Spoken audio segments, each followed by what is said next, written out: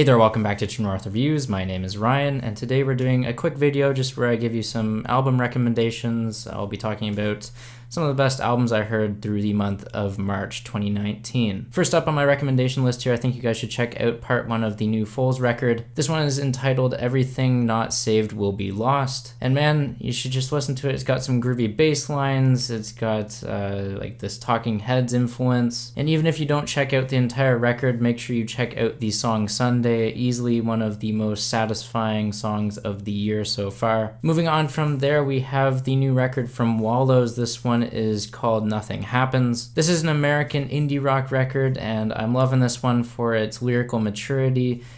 Everyone in the band is like in their early 20s, and I wish I had like half the talent that they do. It's a bit of a breakup record, and I know what you're thinking. It's like, I've heard a bunch of those, why should I listen to this one? But I promise this one has some highly relatable content to it. Also, it's just catchy alternative rock songs on here. I can't really recommend it enough. Next up, the new Weezer record, and I know a lot of critics and fans didn't really enjoy the Black Album, but I was one of those few people that did. In fact, I would say that it's one of their best records, really putting itself behind the Blue Album, Pinkerton, the ones that everyone really loves. And then after that, I would say it would go White Album, and then it would be the Black Album. And yeah, I'll take some hate for it. I don't really care. I just love this record so much. Tracks like Can't Knock the Hustle and Zombie Bastards are just really fun and lyrically on point. I think Rivers makes enough humor out of it, and it's kind of self-deprecating humor just because he can't really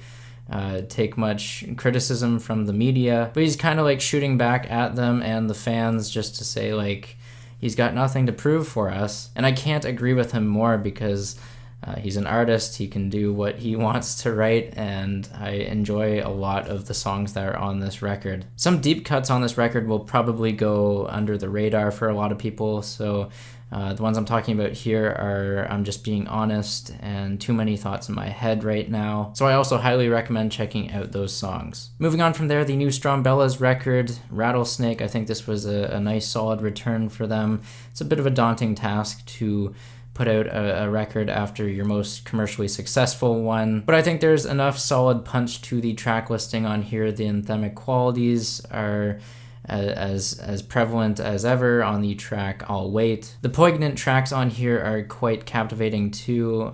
The Party is one that comes to mind. But yeah, it's just an enjoyable record. I think you should check it out along with the rest of these records. Now, if you're looking for a bit more of a glitchy electronic kind of sound, I think you should check out the new Flume record. This one's actually a mixtape. It's called Hi, This Is Flume. I raved about it enough in my full-length review, and if you want to check out any of those, they'll be linked down in the description. But yeah, this new Flume mixtape it's glitchy, it's lo-fi, it's got some great vocal features on here. Just ear candy. And now I'm using one of the songs from this project as the outro to my videos.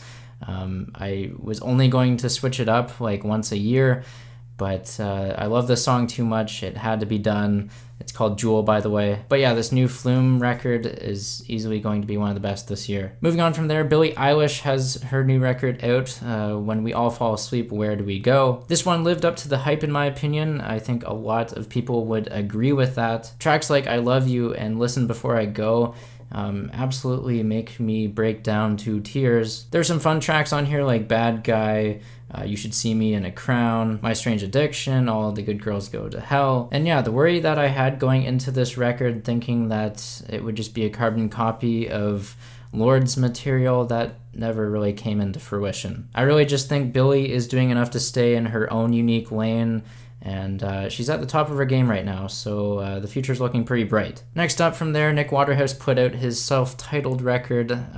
This one, wasn't expecting it to drop this year, but it was a pleasant surprise. It's an R&B record. There's a lot of focus on the brass instrumentation. It's a very personal record, hence why it is self-titled. And I think Nick is just putting out some of his best songs on this project that I've heard from him in years. Now, last but not least, we have the new Bryan Adams record. This one is entitled Shine a Light, and this one is fantastic. I didn't quite expect much from it, knowing that Bryan was much bigger in the 80s and 90s, but there are a few fun songs on here. The record flows very smoothly too. I'm digging the songs Talk to Me, Nobody's Girl, and Driving Under the Influence of Love. The record definitely stays true to the laid-back, soft rock, dad rock kind of sound that Bryan has been doing for the last few records. And yeah, if you're really looking for some laid-back dad rock, you know, your John Mellencamp's, your Paul McCartney's, I think Bryan Adams has carved out a nice style or market for himself here. That wraps up the video. Those were the records that I thought were worth checking out from March.